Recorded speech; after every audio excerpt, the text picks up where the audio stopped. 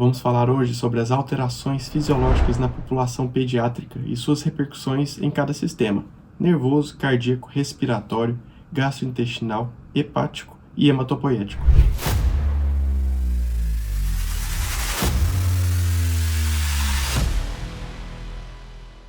Sejam muito bem-vindos ao canal. Eu sou Caio Barros, anestesista e mentor TSA do time Propofando. Para facilitar nosso raciocínio, vamos caminhar no sentido crânio-caudal. Então, começando pelo sistema nervoso, a gente sabe que a mielinização ela acontece também na forma crânio-caudal. Inicialmente, tem uma menor mielinização das fibras nervosas, o que diminui a velocidade de condução elétrica. Além disso, a mielinização ela funciona como uma camada protetora dos axônios. Então, a falta dela fará com que a criança seja mais sensível à ação dos anestésicos locais e exista um maior risco de injeção intraneural. No neuroeixo, o saco dural e a medula espinhal têm ritmos de crescimento diferentes.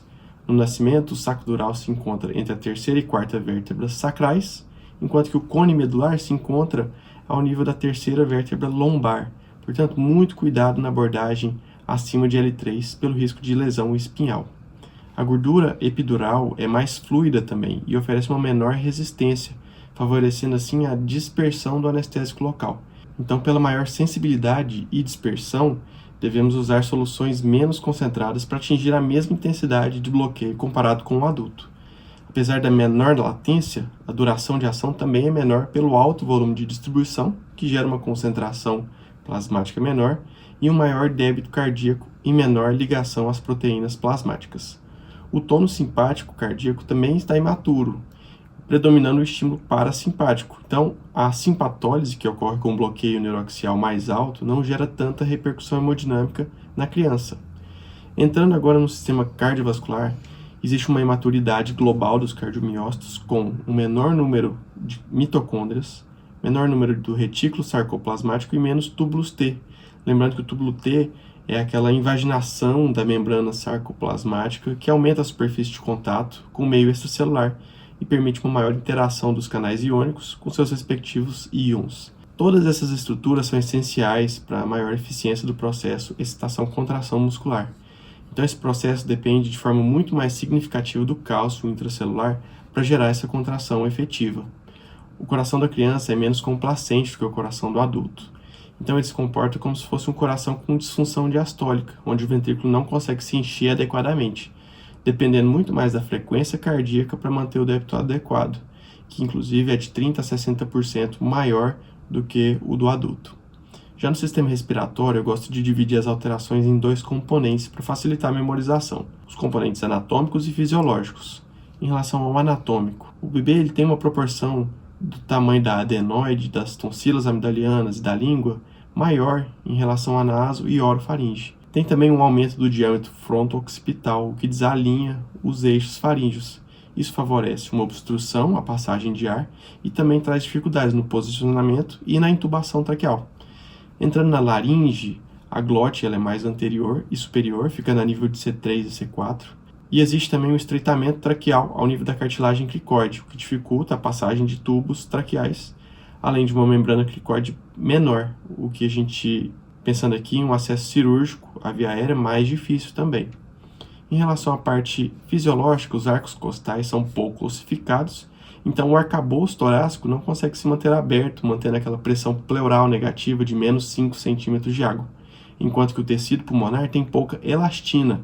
Então nós temos dois componentes importantes aqui: o aumento da complacência torácica e a diminuição da complacência pulmonar, fazendo com que o sistema respiratório tenha uma tendência a fechar, ao colabamento, ou seja, um aumento do volume de oclusão, que é aquele volume em que o fechamento das vias aéreas ocorre. Isso faz com que o recém-nascido necessite de maiores pressões transpulmonares para gerar uma ventilação eficiente, ou seja, ele tem um maior trabalho respiratório. Para isso, ele trabalha com uma frequência respiratória maior para suprir a ventilação minuto, já que as crianças têm também um maior consumo de oxigênio devido ao tipo de hemoglobina que eles têm.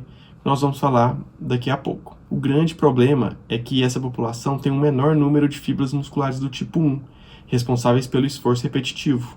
Com isso, eles apresentam uma fadiga da musculatura mais rápida e mais precoce. Em relação aos volumes pulmonares, eles têm um volume corrente e capacidade residual funcional proporcionais ao peso, comparados a um adulto. A diferença vai ser no volume de oclusão, que ele se sobrepõe ao volume de reserva respiratório, favorecendo então a atelectasia e a hipoxemia de maneira muito mais acentuada. Em relação ao sistema hepático, existe uma imaturidade hepática que diminui a glicogênese, predispondo a maior sensibilidade ao jejum e maior risco de hipoglicemia. Existe também uma redução na capacidade enzimática de depuração de fármacos e uma redução das proteínas plasmáticas, como a albumina e alfa-1-glicoproteína ácida, duas proteínas muito importantes na ligação com os fármacos. Então, a fração livre das drogas vai estar aumentada, necessitando assim de doses menores. E também existe uma menor produção dos fatores de coagulação. Uma informação adicional interessante é que durante a icterícia neonatal, a hiperbilirrubinemia diminui a ligação do fármaco com a albumina, fazendo com que a fração livre esteja ainda mais disponível. No sistema renal, agora já caminhando para o final do vídeo, a taxa de filtração glomerular também está diminuída e existe uma menor capacidade de reabsorção renal dos principais solutos filtrados, como sódio, glicose e bicarbonato, além de uma menor capacidade de concentração urinária no ducto coletor. Com uma menor filtração glomerular, ocorre um acúmulo tanto de líquidos como de fármacos, que a gente deve ficar atento durante o nosso manejo anestésico. Se o rim não absorve bem os solutos, sendo o principal deles o sódio, existe uma tendência à hiponatremia. E não reabsorvendo os demais solutos, ocorre uma concentração osmolar aumentada no lúmen renal. E a água vai acompanhar esse processo, esse gradiente de concentração por osmose, levando também a uma poliúria osmótica, o que pode predispor à desidratação desse recém-nascido.